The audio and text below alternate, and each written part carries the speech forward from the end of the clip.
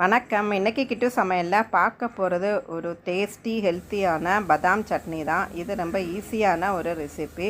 அதுக்கு ஒரு கைப்பிடி அளவுக்கு பதாம் வேணும். அப்புறம் தேங்காய் கூட இஞ்சி, பதாம் போட்டு உப்பு இதெல்லாம் போட்டு நல்லா அரைக்கணும். கொஞ்சம் அரைஞ்ச பிறகு பச்சை மிளகா, தேவையான காரத்துக்கு பச்சை மிளகாவும் அது கூட போட்டு நல்லா அரைச்சி எடுக்கணும். இவ்வளோதான். அதுக்கப்புறம் தேவைக்கு ஒரு கப்பு தண்ணி விட்டு எடுத்துட்டு அப்புறம் தாளித்து கொட்டணும்.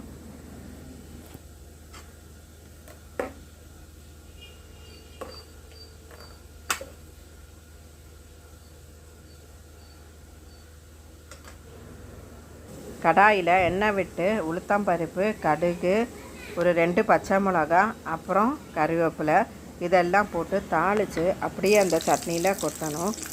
இது இட்லி, தோசை ஒரு ருசியான ஒரு நல்ல ஒரு சட்னி.